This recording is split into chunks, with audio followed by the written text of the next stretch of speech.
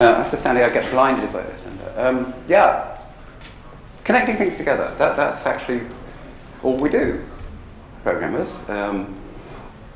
Programming is just about connecting things together. There are things that pre-exist, software, hardware, and it's programmed in a certain way. And when we do things, we take software that already exists and we glue it together in some sense to make it work. And that is often far more difficult than it should be.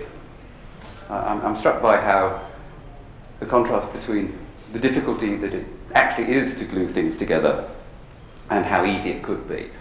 And so I'm going to talk about that, and I'm going to use some examples there. I'm going to show ways of gluing things together that I think are rather easy. And I'm going to look at a bit of the history of that and go through it. I hope I managed to do it in an hour, because I managed to make rather too many slides than I wanted to.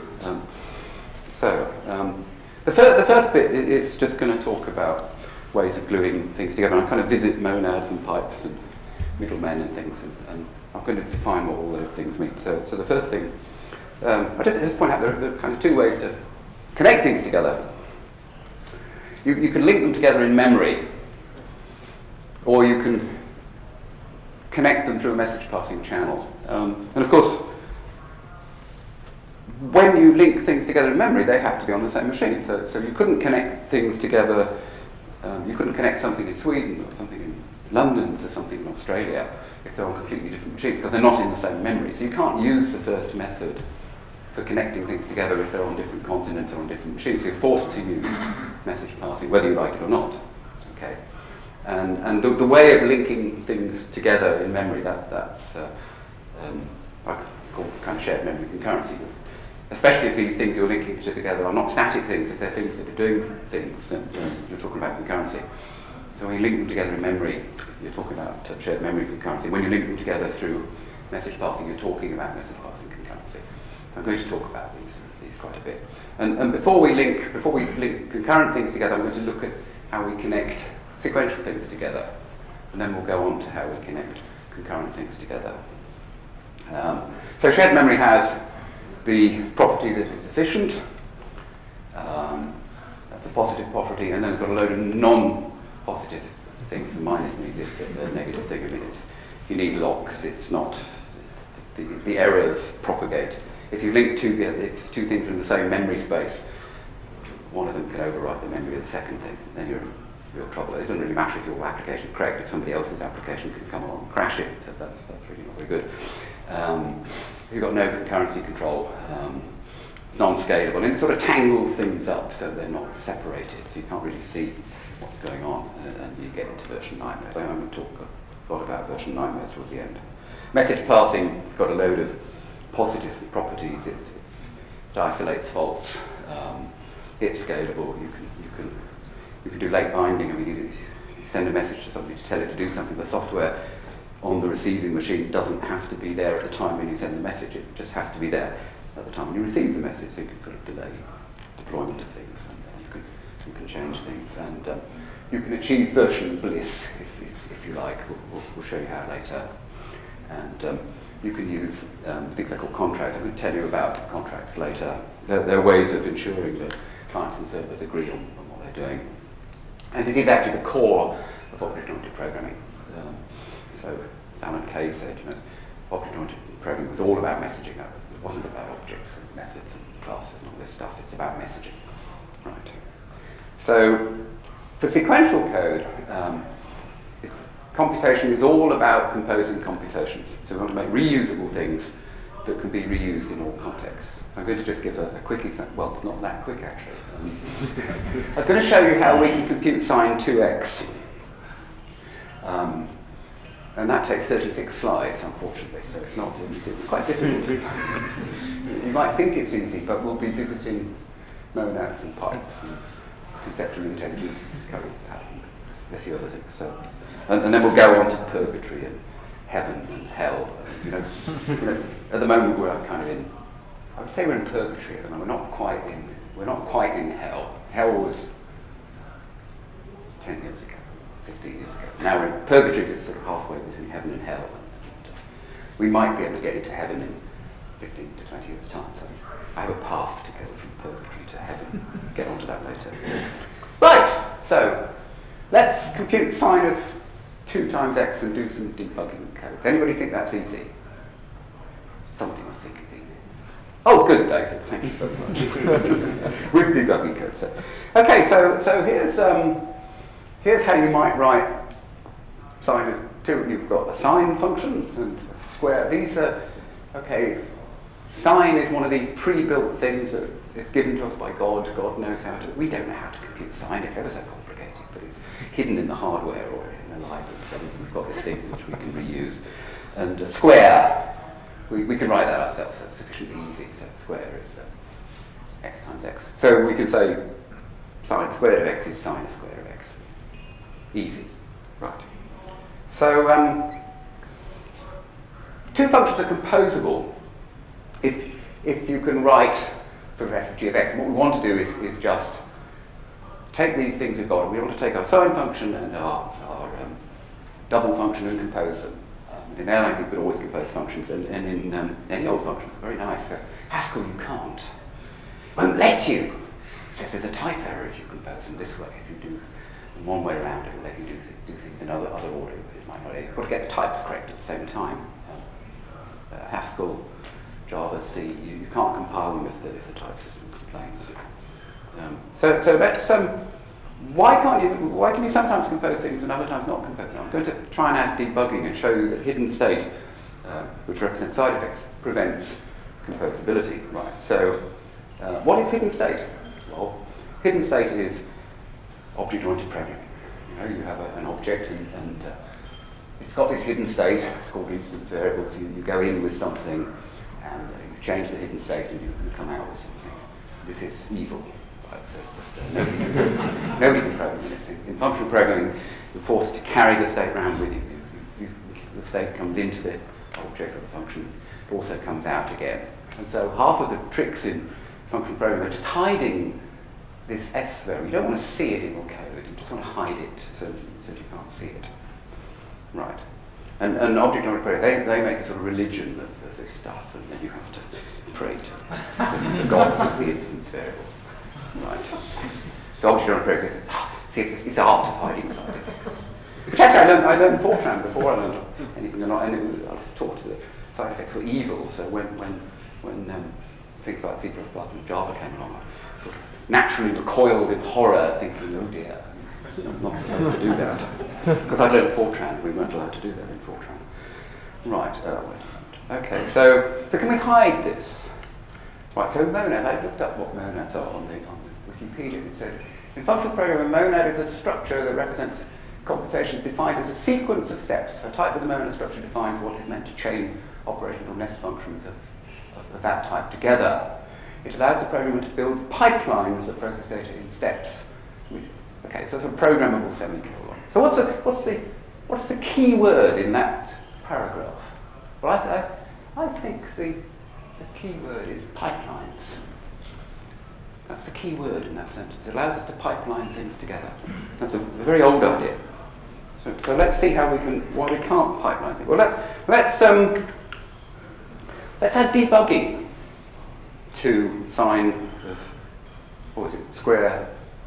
sine of square of x. Okay, so a nice way to define sine of square of x is not, well, in Erlang you could define it like this. You can define a function composed of f of g of x. It just returns a function, which is an f of g of x. In Haskell, similar thing. And in Haskell, if you want to just compose these functions, you write sine of square is sine composed with square like that, and you've composed these two functions. It means that the input of one function, the output of one function becomes the input of the next. So this is a pipe operator. You can do it in two ways. You can do it as function composition or piping. Just pipe the output of sine into square. Okay, in Erlang you write it like that. So here we are. That's function composition. We're composing sine and square. Right.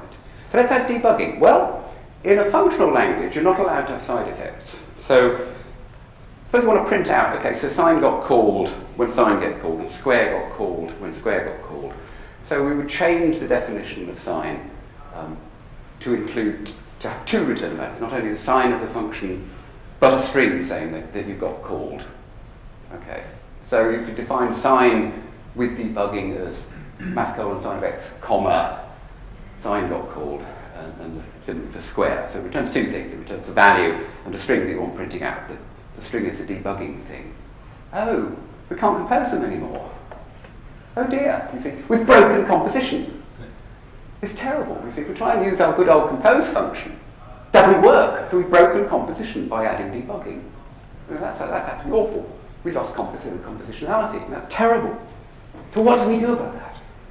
Well, we're functional programmers. We want the inputs of everything to be the same type as the outputs, because if the inputs of things are the same type as the outputs, we can pipe them through a chain of things. We just don't need to care about the order. We just go, pipe them through a chain. And that means that if the outputs of the thing are a value and a string, then we want the inputs of the thing to be a value and a string as well, so that it's got the same type. And because they've got the same type, we can just bang them together through a pipeline. And so, of course, we make a higher order function that, given a function that returns one argument, returns two arguments, one of which is a string. Oh, sorry, it takes a function of, for example, an integer to an integer and a string to a function, let me see, of, it takes that, what am I thinking about?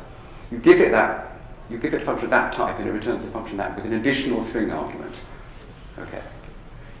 So that's, let me see, we want to do that. We want to just pipe things through this pipeline. And the thing flowing across the boundary should have the same type. And then we'll be able to compose it. Right. So what's flowing across this boundary is a number of the string, what will come out as a number of the string, and what will come out as a number of the string, and so on. And then we can use two functions. Bind, which takes a function of a value and a string, applies the function to it, returns a new function like that. And now we've got composability back again. We can say bind of this function, and once we've bound it, we can compose it. We're in a different domain now. We're in a domain with tuples and things, so we have to sort of undo this effect to get out at the end. And so normally, what we're doing is we're in one domain where composition, we can't compose A and B. So it's a bind operation that lifts us up into a domain where we can compose things, and then we can transform X to Y. And then when we've got the result, we can transform back into this domain with the inverse operator, which is the unit operator, conventionally. And that's a very familiar idea, okay? Because I used to be a physicist, so if you were transforming sound, for example, here's a drum, actually the same picture, but this is a drum. And if you want to, I do play around with music and things, so if you want to remove some harmonics from this, this is a time against amplitude. You take the discrete Fourier transform of that, and then you get a power spectrum. And now it's not time against frequency, it's frequency against power. You truncate this spectrum, removing the high frequency components or the low frequency components, and then you transform it back into the time domain. So we're very familiar with this idea of, so we can't solve this problem in this domain. We transform it into another domain where we can solve it, and then we transform it back again. And we see countless examples of this in cryptography. We'll use this Galois domain, the GF256 domain for doing integer arithmetic, or you can use things like that. You go to this domain where you can solve the problem, solve it in that domain, and then transform it back into your problem domain. Right.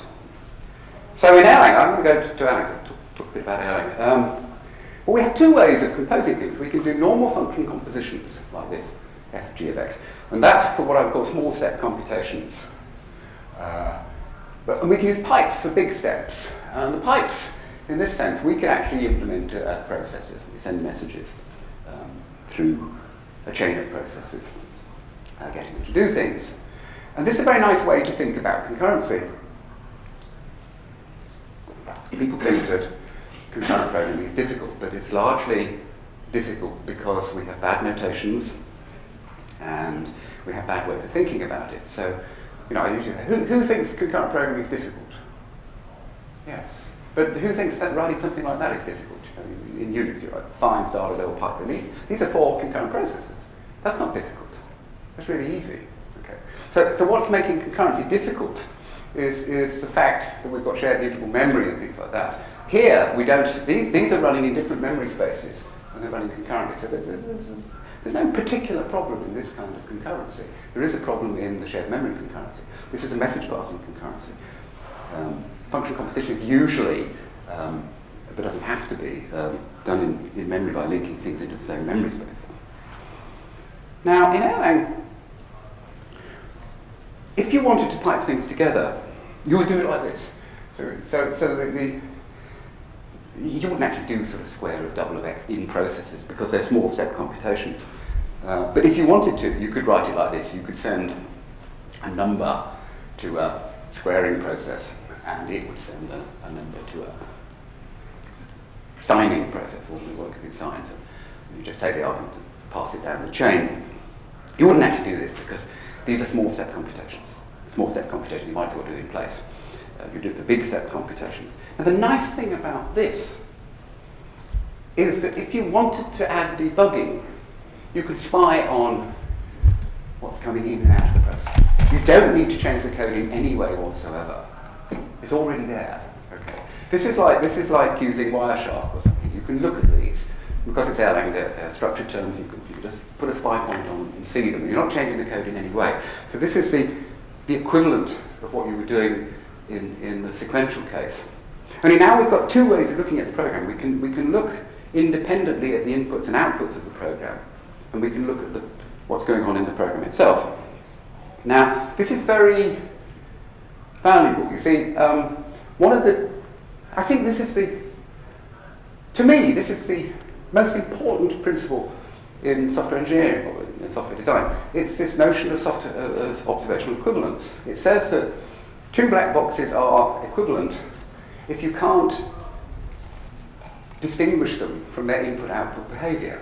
So if you observe this thing, and every time you send it something on its input channel, and you see something on its output channel, two things are observationally equivalent. They're the same.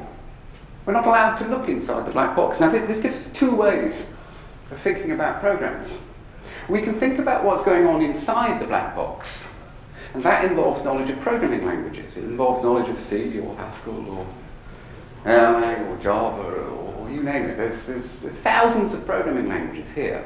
Well, the other way of thinking about it is to forget about what's going on inside it and look about what's happening outside the black box, and observing what happens on the communication channels. Now this is a much higher level of abstraction. We don't need to know how that works if we can assure ourselves that its behavior is correct by observing its input-output behavior. Okay, that's a very valuable principle. So how can we make use of that? Well, remember, small steps function calls big steps processes, right? And functions run in parallel processes. Function calls are sequential. This is Erlang, process running in parallel. So you've got a nice way to think about parallel algorithms. Pipes, right, I want to talk a bit about pipes, but pipes are a very old idea. They come from, this is Dennis Ritchie and Koenig and Ritchie's boss wrote a memo to them. This is on the history of Unix website somewhere, and it said, we should have some way of coupling programs like a garden hose, screw in another segment when it becomes necessary to massage data in another way. And that's in a memo that was written. And here we are. So he conceived Unix pipes which allow programs to work together with no knowledge of each other. Right. And this is Douglas McIlroy, and there's Koenig and Ritchie, and they say Douglas has been explicit in saying that he very nearly experienced managerial control to get pipes installed. In other words, they didn't think it was a good idea. I guess we've got to do it. Point one's garden hose connection analogy, though, is the one that ultimately whacked us on the head to best effect. So I like this. This is formal computer science. I like the language. Whacked us on the head to get effect. And it's a garden hose. This is proper computer science. That's the mathematical formulation of what a pipe is. Screw it together, right? You can look it up here. Right, and I've just got some pipes. So pipes are very nice. So this was another lecture I gave. If you look at pipes, you can find a lot about software engineering by looking up plumbers' websites. Okay? Really, I'm not joking. So from eLocal plumbers content, plumbing articles, pipes. The pipe location in your home is important for proper maintenance and water flow. Many pipes are located in walls, floors and ceilings and are hard to locate. If you have no idea where a leak is coming from, you call a professional plumber who will have the equipment to locate your pipes in your walls, floors and ceilings. Right, so how many of you, running server halls, how many know which cable comes through the wall into the router that you have to turn off when your system's overflowing, i.e. your routers are overflowing with data? Which cable is it coming in? Where's the off switch? Do you know where it is? That's what the plumber says you have to know. And of course you have to know this stuff. If your pipes are overflowing, you have to stop the inputs. Okay, so that's a pretty good thing. When you move into a new house or property, try to locate the main stopcock and turn the water supply off. Do not wait until you have a major... Now, how many banking places, computer places, online shops do not do that? Right? So when they get a denial of service attack or something like that, or when their system is overloaded, they don't know where the major stopcock is that you have to turn to stop the stuff coming in. Right? Fit service valves on all your pipes. This will allow you to work in the bathroom sink, for instance, without affecting the water supply, okay, or the shower or the toilet. Can you turn off the things in your network without affecting everything else? No, well, probably not. If you're a good plumber, you'll be able to do this stuff. Right. And it's kind of a good idea to have a bit of order on your, don't have messy pipes. Tidy your room up, boys and girls. Right.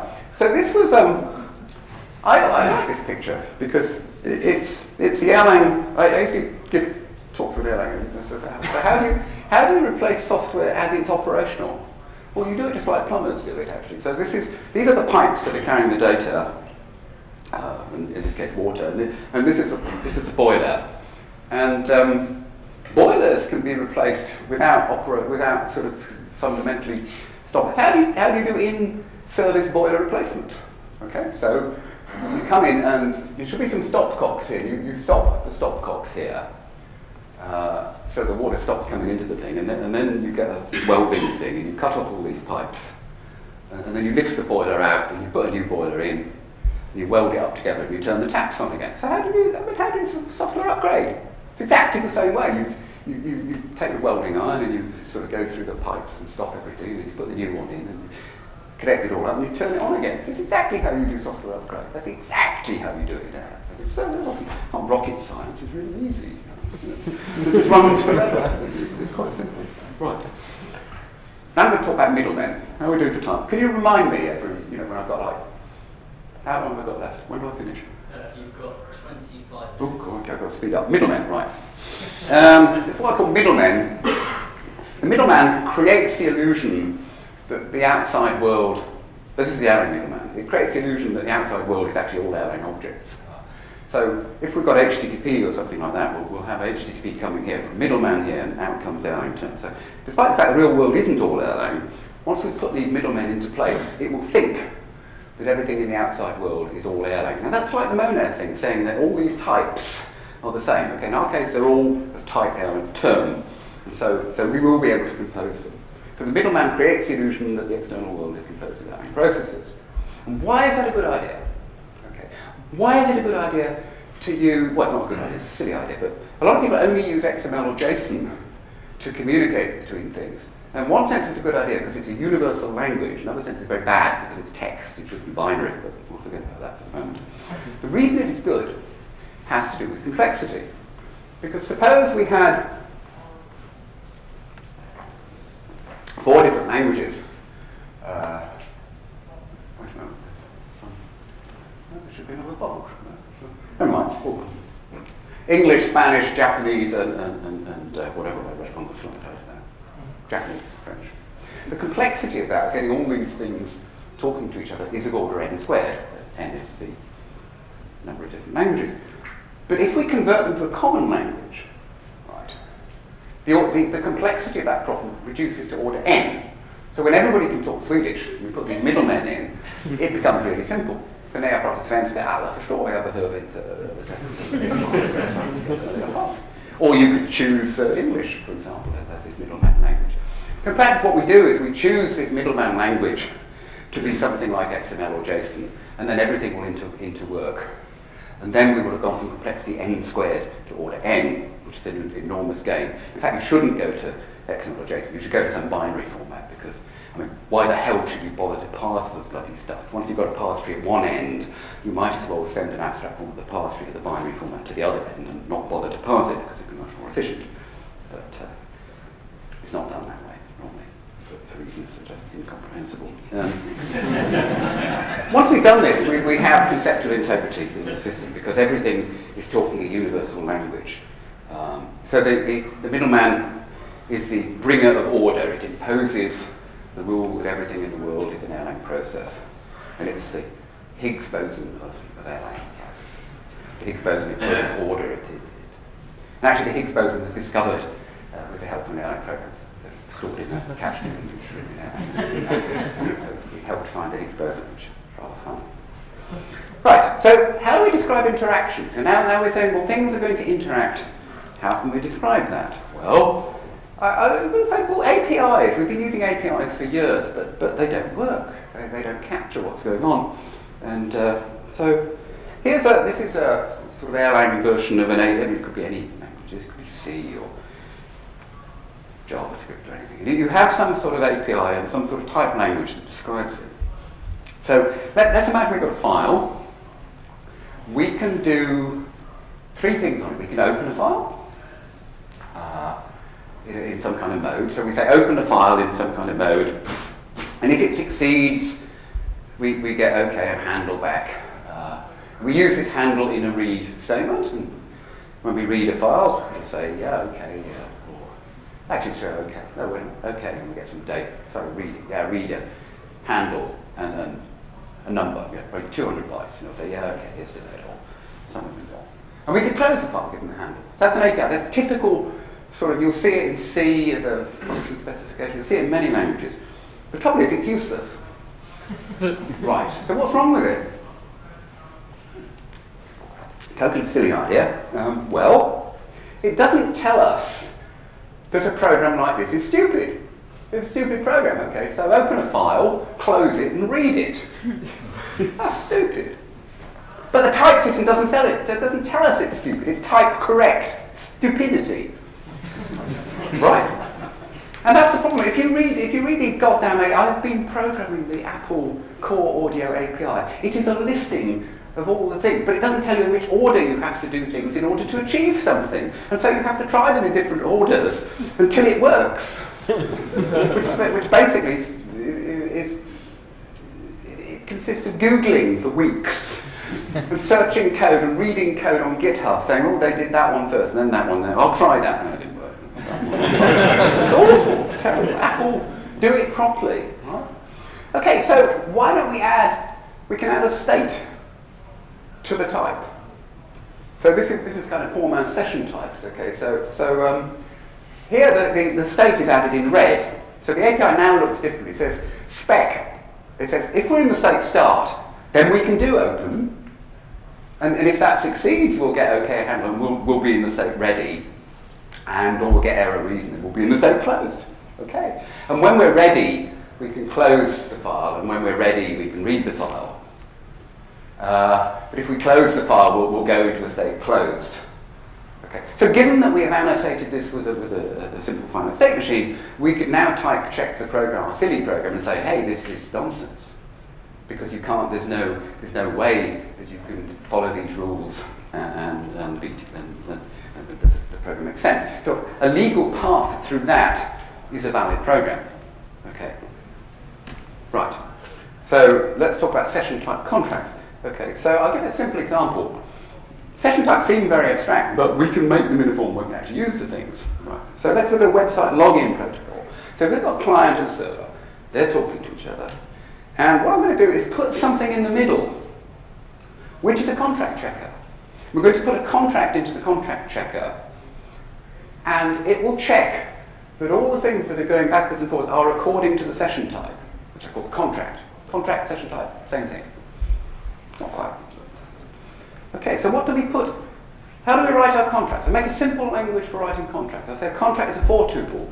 It's an input state and a message going to an output state and a new message. It's just a finite state machine. And let's describe a website login with a 4-tuple finite state machine. And I'll do it in JavaScript, okay, just because these ideas are applicable to any programming. It doesn't have to be Haskell, it doesn't have to be something fancy, it can be plain old common garden JavaScript. So here's a finite state machine that describes the start of a login protocol in JavaScript. It says if we're in the state, these are states in red, black's into messages. I have to say what I mean by that. States, we're in the state start, and the client sends us a login, then we wait for a challenge. And if we're, remember, this is the state of the contract checker. It's not the state of the client or the server, it's the state of the thing in the middle. So if we're in the state wait challenge, and the server sends us a challenge, then we're in the state wait response, and so on. I've done that as a diagram. Let's have a look. I think it's almost clear as it does. It's a message sequence diagram. Here's the state of the contract checker. And we get a login message from the client, and we're in the state start. It sends a login message to the server, and it changes state to wait challenge. It expects a challenge from the server, and it sends a challenge. So this is a correct walk through the finite state machine. Okay, and anything that is not possible, it's not a path through the finite state machine, is illegal. The purpose of the contract checker is to forbid bad messages being propagated downstream. So these messages will never be sent to the server if they're incorrect. So the server will never ever see incorrect sequences of messages. And we will immediately be able to apportion blame if either party is not obeying the contract. That's very important. The purpose of the contract is to apportion blame when things go wrong. That's what all contracts are about. Contracts are never used if both parties are happy. That's why you have legal contracts and things like that. They're to apportion blame when things go wrong. Exactly why they use it in software. We need to know who has gone wrong. And it's especially important when we connect lots of things together. Right. So here's another way of doing it. They're all the same. The finite state machine, the sequence diagram, bubble diagram, some people like drawing these in funny tools, other people like but they're the same. They're the same information. Right. So here's a finite state machine. Again, I'll remind you. These are states. So you could represent them as strings, you could represent them as strings or integers. And these are messages. Well, actually, they're actually types. They're abstract types, which need to have a concrete representation on the wire. So we could make another language for that, again in JavaScript, to define what they mean. So we could say the type of login is a tuple. This is now a JavaScript, well, it's like a JSON term. It's not really a JSON term because I'd have to put quotes around the name, but you can think of it as a JSON. Did that look familiar to you? As a JavaScript object or a JSON term if we put quotes around it. Okay. So that says that this type login is actually a tuple containing those words. So we can dynamically check that and ascertain that this message that has come, it's decidable. Is it of type login? Yeah, because it's got this tag called name in the string. It's a valid type. And so we can step our finite state machine. Okay. So this, then we need to say, okay, so where do I get the name of the type? Or I add a meta field. So I can say something like this: a message login with name Joe is an instance of type login, and message login foot size 42 is not an instance of the type login. So I could write an easy type. I've written a type checker in JavaScript for that. It's really easy.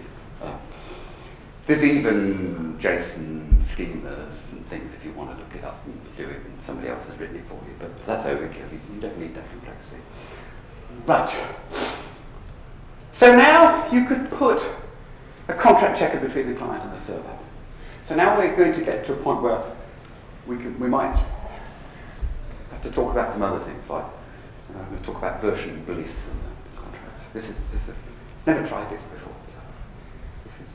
So this is version hell, and this is how the internet started in version hell. So we had a simple protocol.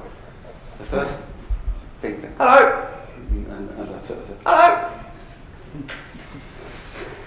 It's not very nice. There's no versioning or anything like that. So let's look at Postel's law. An implementation should be conservative in its sending behavior and liberal in its receiving behavior. Reworded from RFC 1124. It's been liberal in what you accept and conservative in what you accept. This is Postel's making matters worse law. Okay? So if a client sends you the wrong stuff, you just try and be conservative. You try to eat it up and accept it, and you carry on as if nothing happened. You shouldn't do that. You shouldn't do that. You shouldn't do that. You should crash immediately. Because this just makes matters worse. No, it didn't make matters worse when Postel was around, because there was only one protocol. Right.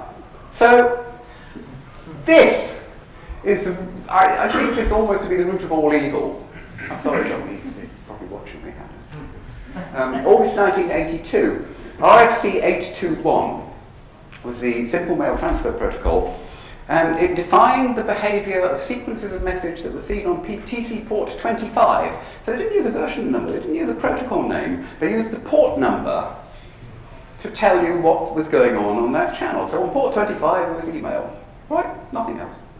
So if somebody opens port 25 and sends you HTTP messages, your program will just crash. And what do it do? Well, it would either say hello, which meant it was an email server, or it would crash, or just close the port. Right, well, that's good, isn't it? And it introduced, for the first time in history, the theory of reply codes, which in 1982 was revolutionary.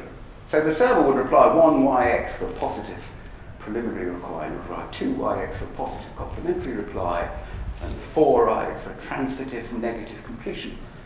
You know, 440 file not found in HTTP. This is where it comes from, the first time. And it was a whole section in the RFC where it was called, magnificently, the theory of reply codes. It needed a whole theory. So that's, the name of the protocol was inferred from the port number, and there were no version numbers. Right, so let's see what happened to that. Well, this is from RFC, what was it, 821? Yeah. Opening, section 3.5, opening and closing. At the time the transmission channel is opened, there is an exchange to ensure that the hosts are communicating with the hosts they think they are. Right. So how did the exchange work? We just sent this message, said hello. So that was the exchange that ensured that the hosts were communicating with the hosts they thought they were. Right, well, very good. Excellent, yes. So here we are. So here were two examples in the RFC. An example of a successful communication using the theory of reply codes. So you open the socket and it sends 220 BPM units, no simple mail transfer, we're ready. And then it says, oh. So we're up and running now. This is good. And if it didn't like you, quit. Good. Excellent. Right. RFC 2821 in April 2001. It's changed. The text has changed. It followed the same numbering. An SMTP session is an SMP server may include identification. May. Not doesn't have to. May. A practice that permits more efficient isolation and repair of any problem. And although they said may, they didn't enforce it. So nobody did this. Right. I mean, the wording in RFCs is may and must. So if it had said must, it would have been a lot better, but they didn't. But never mind. Right. So now we're kind of, that was hell. Hell had no version numbers. Purgatory, which is halfway between heaven and hell, has version numbers. So here's, okay, so we'll say, hello, I'm version 1.1. Yeah, I'm version 1.1. So when did this occur? Well, let's look at HTTP. I haven't studied all the RFCs to see exactly when it occurred, but we certainly know that in HTTP 0.9, which was the one-line protocol. Now, just think HTTP, the first version of HTTP had one command in, which is why it spread rapidly, actually. It had one command, which was get, but there was no version number. So you opened, and again, they were using ports to identify the protocol. So port 80 was the HTTP port, and you sent a get message to it and you replied. But that was the 0.9 of the protocol. That was the first implemented version, and again, you can go to that website and have a look and read about it. By the time it became the standard, they had realized that it might be a good idea to put a version number in. Right. So this is HTTP 1.0, May 1996.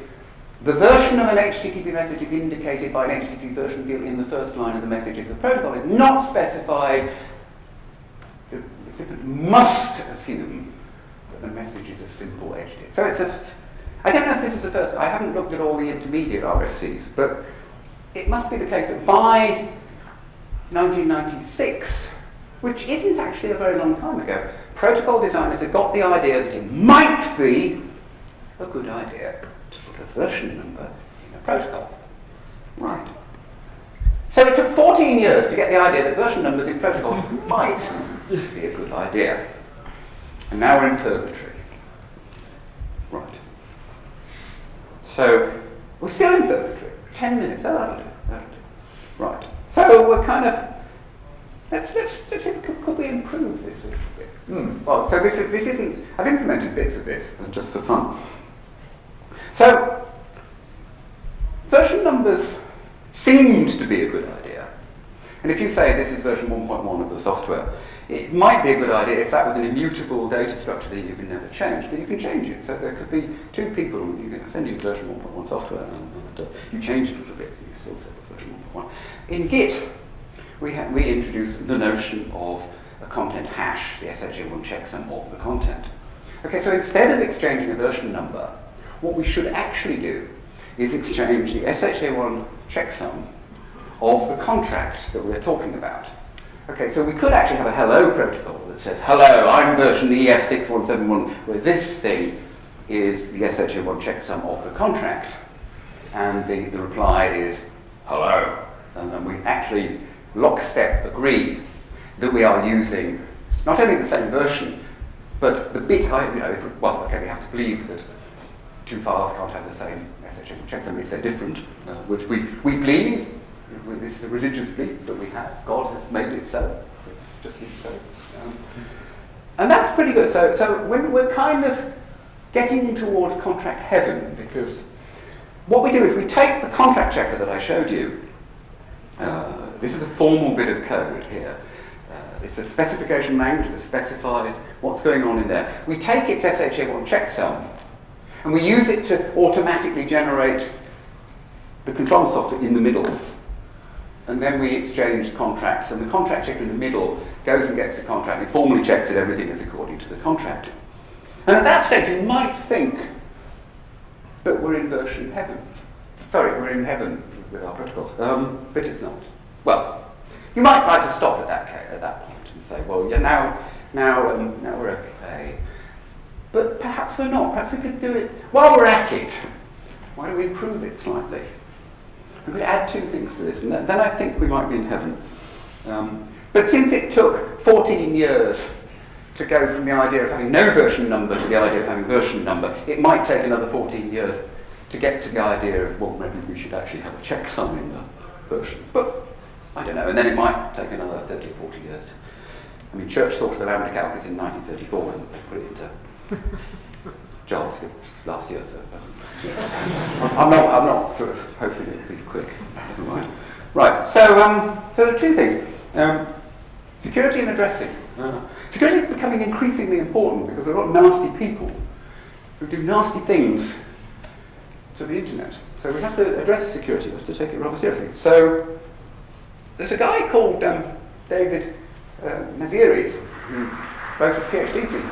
Very nice. It's all go and download it and read it. It's very readable. It's only about 100 pages long. And he made something called self-certifying file systems. I'm going to take an idea from that. Now, a self-certifying file system, a reference to something looks like this. It's not HTTP, it's SFS.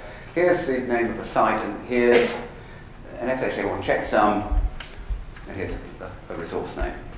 This is a kind of long and complicated string. It doesn't matter because it's hidden in another file. What you see in the web browser, or the name you give to people, is this nice name. You click on the nice name. You don't see this kind of mess in the background.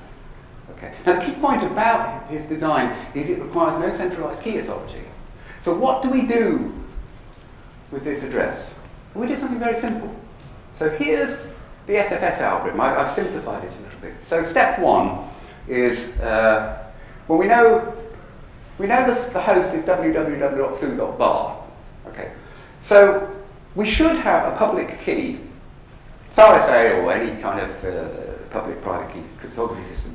So you say, okay, so have I got the public key of the website that claims to be www.foo.bar? If you have got it, you take the SHA1 checksum of the public key and you say, well, is it the same as this, say, AFC1123, whatever it is? And if it is, you know that you have got the public key of the web server. If it is not, if you don't have a key, you send in a message, and the first thing in the handshake is, send me your public key.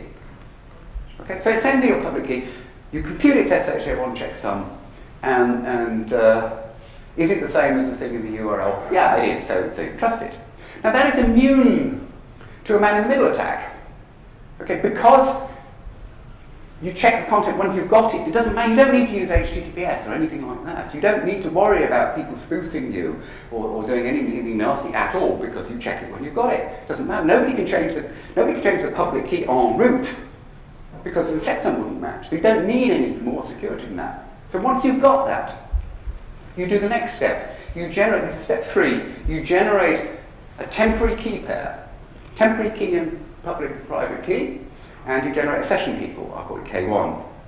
You send to the server, you encrypt this tuple, K1, and your public key, your temporary public key, you encrypt with the public key of the server. You know this, so you encrypt that. You send it to the server. The server decodes that, so it can recover K1 and Kpub. It makes a new session key, we'll call it K2, and it encrypts it with the public key and its own private key, which is that's wrong, that's private. That's the private key of the server. Sorry. I only did these slides when I was sitting in the lecture, the last lecture, so you have to excuse me. No. Pri. And you encrypt it with that. And so the client can recover K2. That's very nice. Why do you make the temporary session key? That's to avoid a replay attack. And it makes the difficulty of cracking it double so difficult because to do this you've got to crack 2 public key systems, not 1. Okay, so it's quite nice. And now both sides have got K1 and K2. You now do crossing, the key crossing. You know what key crossing is?